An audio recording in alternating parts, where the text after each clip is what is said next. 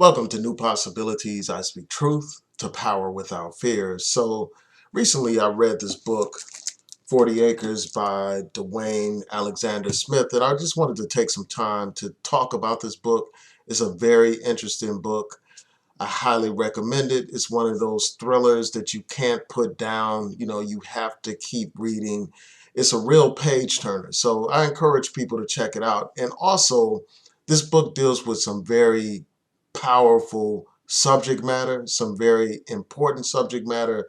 So I encourage people to check it out. And just to provide like an overview of what this book is about, I'll tell you a little bit of information. I'm not going to go into all the details because I don't want to spoil the book.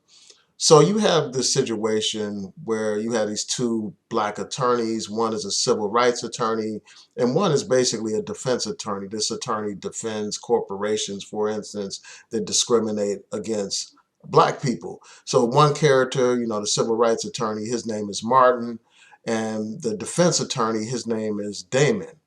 So they have this case against each other.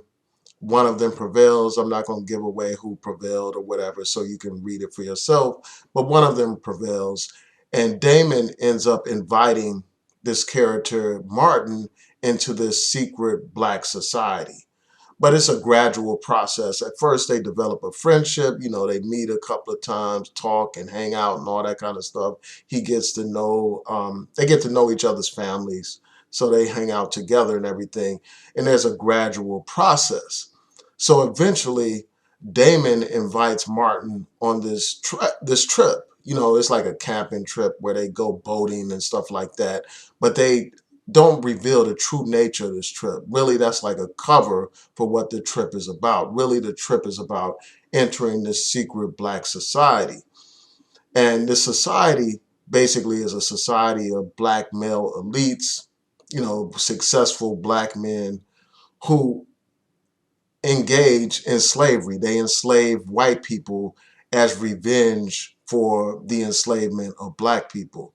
And what I'm going to do is go into a little bit more detail about this. So you have the creator of this secret society, this character by the name of Dr. Kasim, who has this theory called black noise. And basically, he believes that black people have an inferiority complex because of the oppression that black people have been through, because of the experience of slavery. And basically, the noise is the screams and suffering of our ancestors. And he believes that this noise, makes it difficult for black people to succeed and excel because they're constantly, at overly admiring white people, viewing themselves as inferior. And that's based on that legacy of slavery. So this man, Kasim, believes that the only way that you can silence the screams and the suffering of the ancestors and that whole legacy of slavery is by enslaving white people and making them experience the pain that our ancestors felt.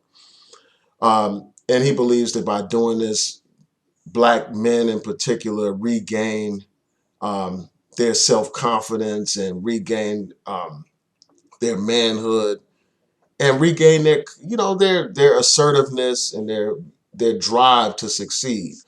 So he has this secret society where you have these black people that enslave white people, and there's a whole initiation process, and I will talk about that briefly.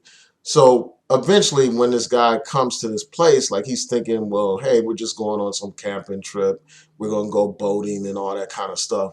But it turns out they're basically going to a resort called 40 Acres, where black people are the masters and white people are the slaves. And then there's an initiation process where basically they tell this character Martin that um, you have to beat this white woman, a woman that he is attracted to. He got to beat her 25 times, hit her 25 times with a whip in order to make it into the secret society. And one thing that's important is to note is that this secret society is heavily fortified. There are guards everywhere with guns and all that kind of stuff.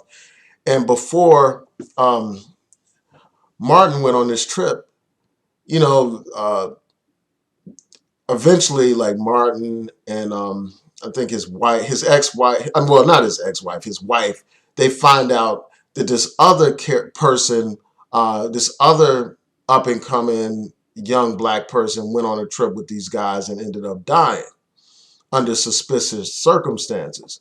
So you have this heavily fortified area. You have a situation where these people had this horrific secret that they're keeping, basically where they're enslaving white people. And this book depicts the suffering of white people under this system. And this guy Martin basically is afraid to reveal that he doesn't go along with this stuff, that he doesn't support the enslavement of anybody. And basically he has to pretend like he's down with these guys in order to survive. And so that's the basic gist of the story. I'm not going to go into what happened and all the details. Instead, I encourage you all to read it. But it really raises an interesting question. And that's like, if you could enslave white people for revenge, would you? I mean, I just want people to reflect on that for a second. Would you actually want to enslave white people to get back for the suffering that they've inflicted on our ancestors?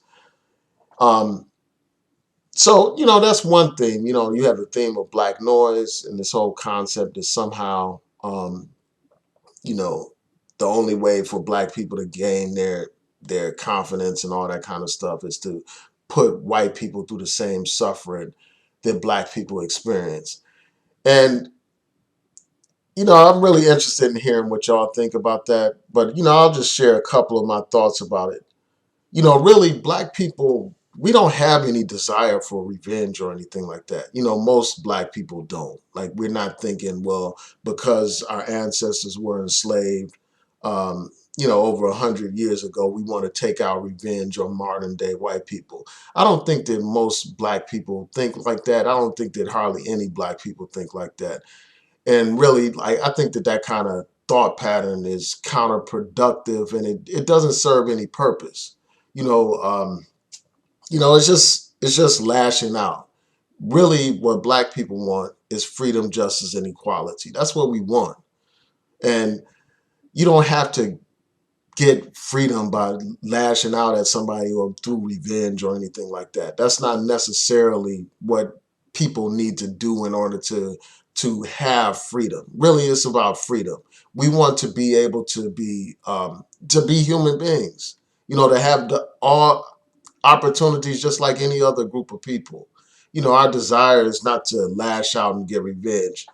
And even the slaves, like when you had slave rebellions and things of that nature, they weren't lashing out just for revenge. They were lashing out so that they could be free. And in that situation, it's a more immediate type of situation, obviously, where somebody is beating you and physically abusing you right then and there. Yeah, you have every right to defend yourself. You have every right to retaliate, every right to do whatever is necessary to free yourself from those horrific conditions and stuff like that. But for somebody to all of a sudden, hundreds of years later, say, well, I want to enslave these people because they enslaved my ancestors. To me, that concept is just absurd. You know what I'm saying? It's ridiculous, because you don't defeat your oppressors by becoming your oppressors. You can't claim to despise racism and oppression if you participate in racism and oppression.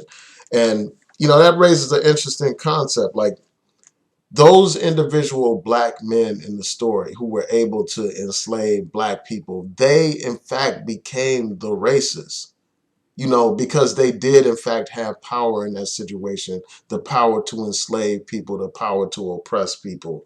Um, so that's one thing that I had to talk about. Also, another thing that I want to address real quick is this question of reparations. Like, I don't see reparations as revenge. And I'll explain that in a second. But this book basically deals with reparations. It is a book about the concept of reparations. If you just look at the title alone, 40 acres.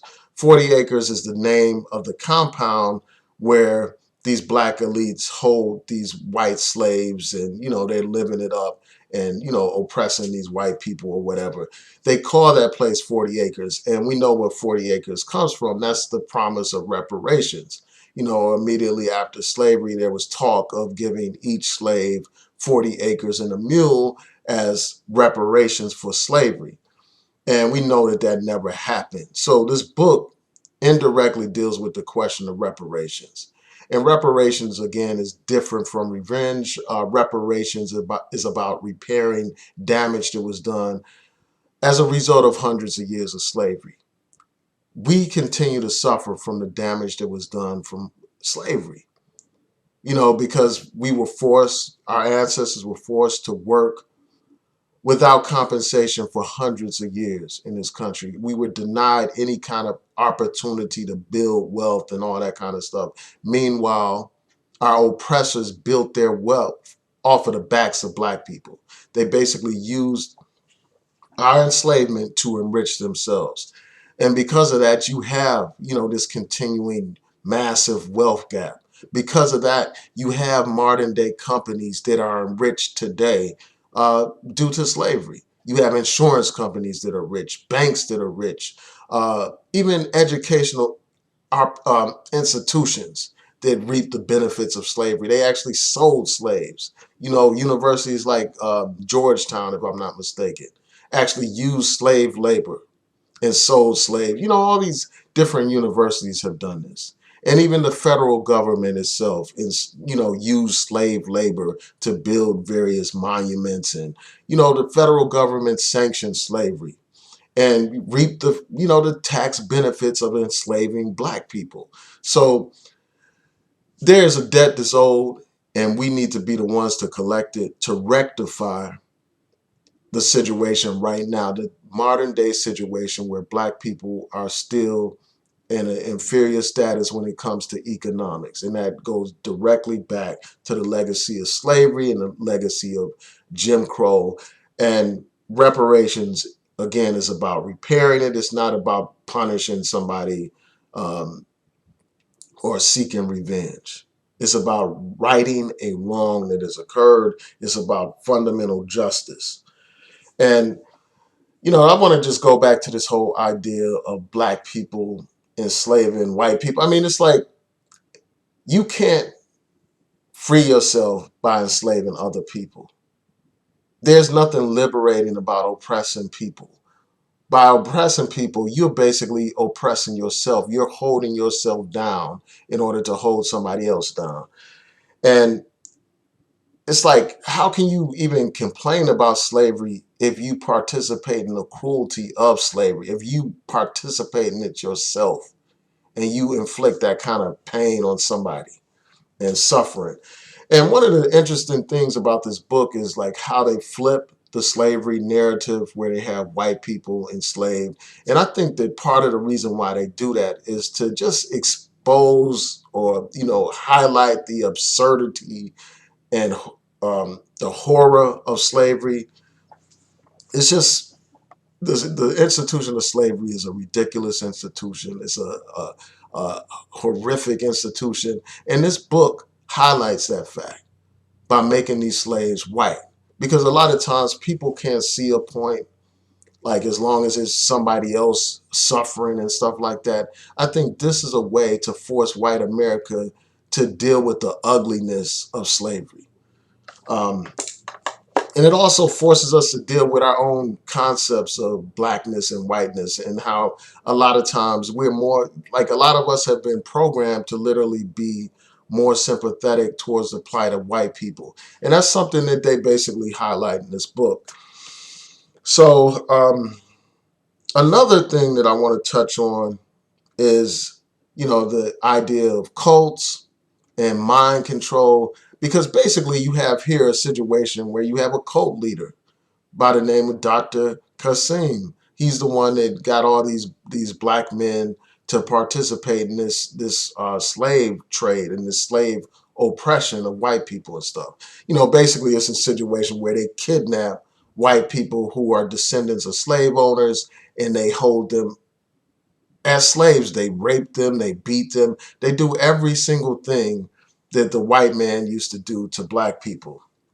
And yeah, so it's like they have been brought sucked into this cult mentality where they think that it's okay to hold somebody in bondage. They think that it's okay and acceptable to beat somebody, to abuse people, to rape people and stuff like that. And that just shows you the extent of brainwashing. Like what this guy does is he uses some elements of truth to basically manipulate and control these people to the point where they're literally sipping the Kool-Aid and, you know, committing these acts of barbarity and brutality, all in the name of thinking that they're empowering themselves. And that's how cults operate. They get people to do some of the most despicable things. And they think they're doing it for the greater good. Just like you have, you know, the situation of Jim Jones, where all those people literally drank the Kool-Aid and killed themselves, hundreds of people. And then you have, you know, situations, for instance, as I was discussing in a book club, where you have suicide bombers, for instance, who blow themselves up and kill innocent people along with themselves because they have been programmed to think that that's some kind of act of martyrdom, or that's some kind of revolutionary act or something like that. And it just shows you how people can be easily manipulated. And another thing that comes up from this is, you know, the whole thing of the charlatan in the black community, like people who profess to be about black empowerment, but instead what they're doing is really exploiting black people, and in some ways oppressing black people themselves. So yeah, so I encourage you guys to read this book. You know, it's a very compelling book. And I want to just touch on one point before I go. I got to get ready for work. But this other point that I want to touch on deals with the concept of selling out. You know, because you had this one character that I was telling you about, Damon, who is a defense attorney. He's a black man. He defends these racist corporations, and he also handles other types of cases. But in the particular case that they litigate in this book, it involves a situation where there is blatant racism. You know, you have video footage of the racism and stuff. But this guy proudly defends this company. And this is one of those, he's one of those flashy, high profile attorneys that gets a lot of press and all that press and everything, you know, that's recognized as a great attorney. But he's using these skills to help these white corporations get away with racism. And at some point in this book, you know, they have a discussion. Martin basically asked him, like, why are you working for these corporations that are discriminating against black people? Because, you know, as they're getting to know each other and as they're trying to suck him into this cult or this secret society, um, you know, they talk about, you know, the plight of black people, and this guy Damon, you know, uses a lot of pro-black rhetoric, but at the same time, he's defending these racist corporations. And basically, this character Damon tries to justify that by saying, well, hey, I'm using all that money to invest in the black community, to give to charity, to, you know, help other people's black people succeed. So this money is being used for a good purpose. So even though on the one hand he's dealing with these racist companies and defending them, he's also using the money from those companies to help build up the black community. So it's like a dichotomy there. And the question is, which is the greater good? You know, does the ends justify the means? You know, and that's something that I would ask you, like if an attorney did something like that, if they were representing these racist companies, but yet they were giving back to the black community, you know, through scholarships and all kinds of charity, would you view that person as a sellout? That's just a question that I had to ask for you all. And it reminds me of Booker T. Washington. You know, I did a video a while ago where I basically said Booker T. Washington was a coon. Um, and I won't get into detail about that. But basically, Booker T. Washington was a complicated character, like a complicated man.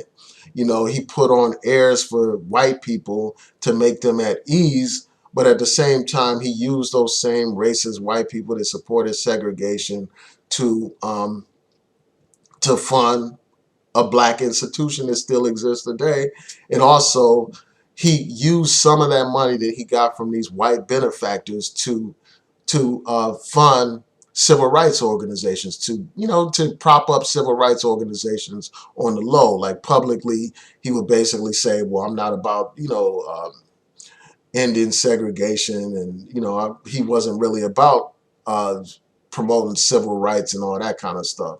He was about black people focusing on doing for self and dealing with agriculture and industrial type of skills instead of liberal arts education and stuff. So he put on a show to pretend like he was an accommodationist and all that kind of stuff, but he gave back to the black community.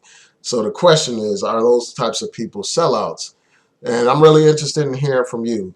But anyway, I want to encourage you all to read this book, 40 Acres by Dwayne Alexander Smith. It's a great book. It's very entertaining.